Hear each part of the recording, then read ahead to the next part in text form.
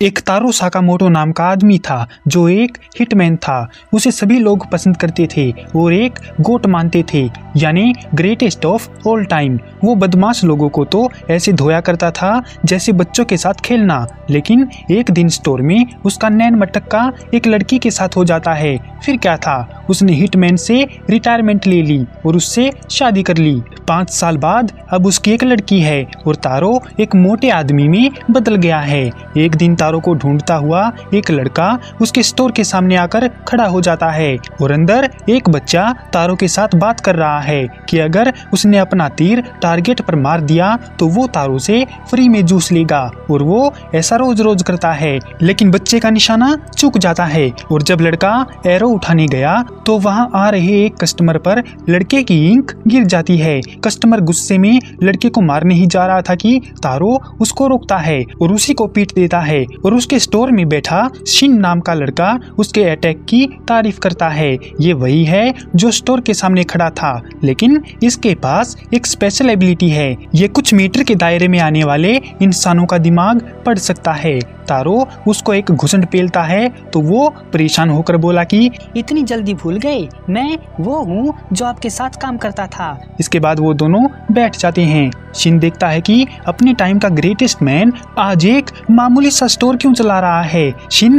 तारो को वापस आ जाने को बोलता है, लेकिन तारो नहीं मानता। शिन को लगा कि अब तारो बूढ़ा और मोटा हो गया है, इसीलिए मना कर रहा है। और जैसे ही शिन सिगरेट लगाता है तो तारो उसे एक झटके में काट देता है और इशारा करके बताता है कि स्मोकिंग करना मना है। शिन उसकी फुर्ती से काफी सरप्राइज होता है। तभी एक आदमी तारो को उसकी मदद करने को बोलता है। शिन को लगा कि कहीं तारो सुपारी लेकर लोगों को तो नहीं टपकाता है, लेकिन आदमी तो अपने पेड़ की मरम्मत करवा रहा था। शिन देखता है कि तारो अपनी पहचान छुपाने के लिए उल्टी सीधी हरकत कर रहा है, जैसे बच्चों को खाना खिलाना और उनको खुश करना। शिन वहां से जाने के लिए अपनी गाड़ी में आ जाता है और सोचता है कि मिस्टर तारो कितने बदल गए हैं, लेकिन मोटे होने के बावजूद उनका ऑरा काफी तगड़ा है। और शिन फिर से तारो के साथ काम करना चाहता है और एक्साइटेड होकर अपनी कार को डांसिंग कार बना देता है। तभी शिन के पास बॉस का कॉल आता है जो पूछ रहा है कि शिन, क्या तुमने तारो साकामोटो को मार दिया? क्योंकि गैंग रूल कहता है कि जो कोई भी बिना बताए गैंग छोड़ देता है तो उसे मरना पड़ता है, और अगर तुमने तारो साकामोटो को नहीं मारा तो मैं तुम्हें मार डालूंगा और किसी और से ये काम करवा लूंगा। शिन उसकी बातों से परेशान हो जाता है और घर जाकर आराम करता है। शिन को लगता है कि उसे ये काम करना ही पड़ेगा, नहीं तो कोई और इस काम को करेगा। अगले दिन जब शिन स्टोर पर जाता है तो तारो की बीवी और बच्ची बाहर थे। वो अंदर जाकर तारो से बोला कि आज से मैं ये शहर छोड़ रहा हूँ, लेकिन उससे पहले मैं तुम्हें मार डालूंगा। शिन तारो पर फायर करता है, लेकिन तारो उसकी बुलेट को एक टॉफी या कैंडी जैसी चीज से रोककर उसकी डायरेक्शन चेंज कर देता है और एक झटके में साइड होकर छुप जाता है। शिन तारो का दिमाग नहीं पढ़ पा रहा था। तारो अपने हाथ से गुलेल बनाकर शिन पर कैंडी से अटैक करता है, लेकिन शिन को पता चल जाता है और वो बच जाता है। लेकिन तभी तारो उसका ध्यान भटकाता है और उसको लात मारकर बेहोश कर देता है। बेहोश होते टाइम शिन को उसकी पुरानी झलक दिखाई देती है और जब रात को उसे होश आता है तो वो तारो के स्टोर की ऊपरी मंजिल पर बने घर पर आराम कर रहा था। तारो की पत्नी उसे होश में देखकर खुश होती है और शिन को खाने पर ले जाती है। शिन अपने मिशन को लेकर परेशान है। वो समझ नहीं पाता कि ये सब क्या हो रहा है। उसे लगा कि कहीं तारो ने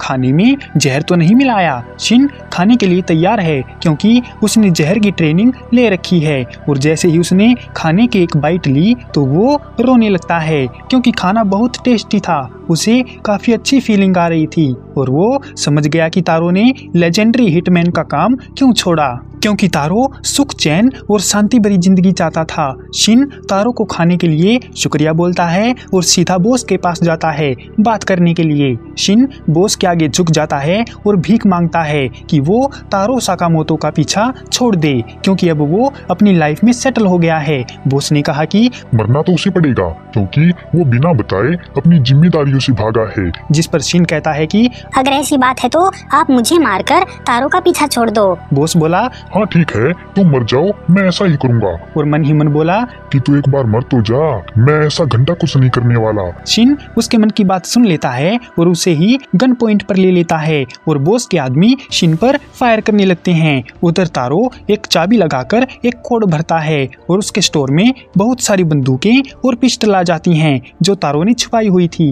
वहीं शिन दिमाग पड़ने से उनके सभी अटैक को ब्लॉक कर रहा था। बॉस उन सबको दूर से शिन को पकड़ने के लिए बोलता है और शिन कुछ लोगों को ठिकाने लगा देता है। अब उसके पास एक ही मैगजीन बची थी, इसीलिए वो अपना रास्ता बनाते हुए निकलने की कोशिश करता है, लेकिन उसके पैर पर गोली लगने से वो उनके द्वारा पकड़ा जाता है। शिन को लगा कि अब वो मर जाएगा, लेकिन तभी पीछे से तारो इलेक्ट्रिक गन से उन बदमाशों को बेहोश कर देता है। बाकी के बदमाश उसे मारने आते हैं और फायर करते हैं, लेकिन तारो उनकी बुलेट को चॉपस्टिक से रोक देता है और बहुत तेजी से कई लोगों को ठिकाने लगा देता है और एक बदमाश के तो दांत भी तोड़ देता है और नाइफ वाले को बढ़िया वाला घुसंड पेलता है। बॉस अपने लोगों के साथ अटैक करता है, लेकिन तारो 2 नाइफ जैसे वेपन निकालता है और उनकी गन को काट देता है और उन तीनों का काम तमाम कर देता है। शिन हैरान होकर बोला कि लेजेंडरी हिटमैन साकामोतो तारो का यही स्टाइल है। शिन बोला कि